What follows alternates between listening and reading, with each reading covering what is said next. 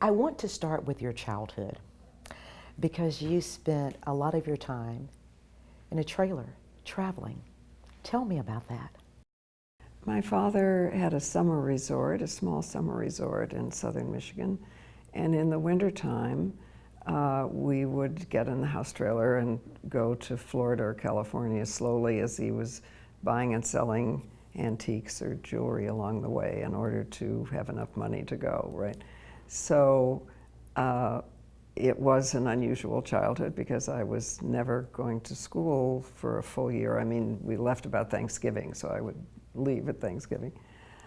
But then I was, of course, watching movies and thinking I wanted to go to school like the other kids.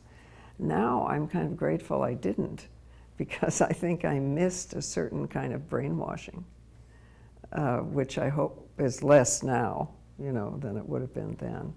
And I was reading books, and I was dreaming dreams, as children do. So now I think it was a good thing. Your parents separated when you were 10, and children today still suffer some when their parents divorce.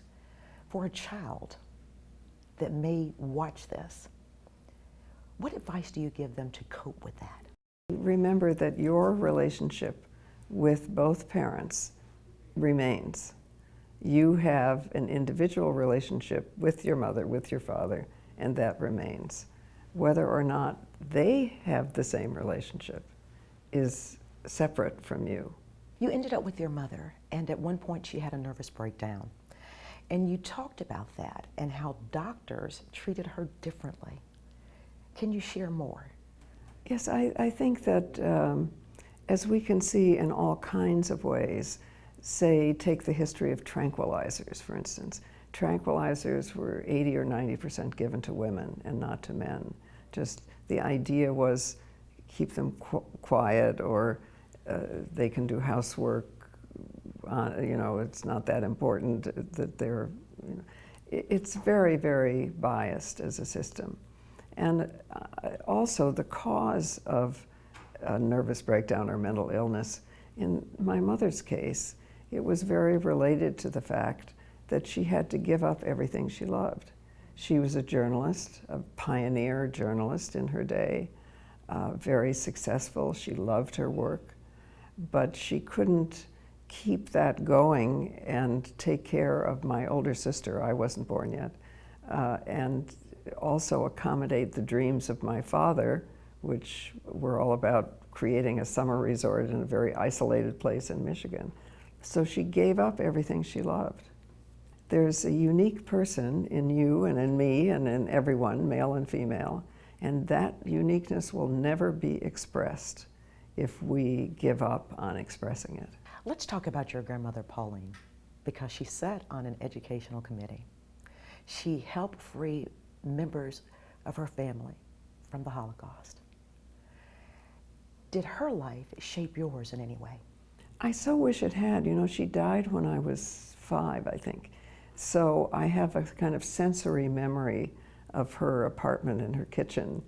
But I really only rediscovered her because of the women's movement, because other women in Toledo did research on her and sent me stories of her life. And that's a problem too, because women's history gets lost. It's not in the history books, just as the history of Native Americans. I mean, we behave as if Columbus began history. This is crazy. Just as Black Americans are not included. In a way, there are two things, history and the past, and they are not the same, right? Okay. So my grandmother, in a way, was a gift of the women's movement because I came to know her. I want to head to India now because you work there as a law clerk. Tell me about that and how it helped you in the women's movement. In the first instance, it helped me because, of course, living in India changes your life. You realize that the rest of the world does not live as we do, and you learn. I mean, it was incredibly changeful. Also, I was escaping getting married. I was engaged, and I was having to go very far away in order, because it was a very nice man, but I realized that it was not right for either one of us. And also because it was, especially because it was quite shortly after independence, the Gandhian organizing tradition was very much alive. And I realized that how social change happens, as he so well knew, is like a tree. It does not grow from the top down, it grows from the bottom up. And though it took me a while to understand that was also applicable in this country, not just in India, it was a very, very important lesson. In 1962, you wrote an article on women being forced to choose between a career and marriage. We talked just vaguely about this, but in your opinion, is that still true today? It's still true in the sense that women are still, to put it mildly, more responsible for raising children than men are. So women are way more likely to have 2 jobs while men have 1. And for this, everyone pays a price because women are very limited in their careers. Children don't learn that men can be just as loving and nurturing as women can, which is a libel on men. And men don't develop their full human selves. I mean, we get to be whole people by being both at home and in the world. They also get to be whole people that way. By raising children, they develop patience, sensitivity, empathy, all kinds of things that are wrongly called feminine that are just human. In very old cultures, in migratory groups, men raised children as much as women, and men were whole people. The whole idea of masculine and feminine is a recent, in human history, development. Gender, like race, we invented, and we can disinvent. In the same vein, let's talk about the pay inequality between men and women. How do we change that? We tell each other what we earn.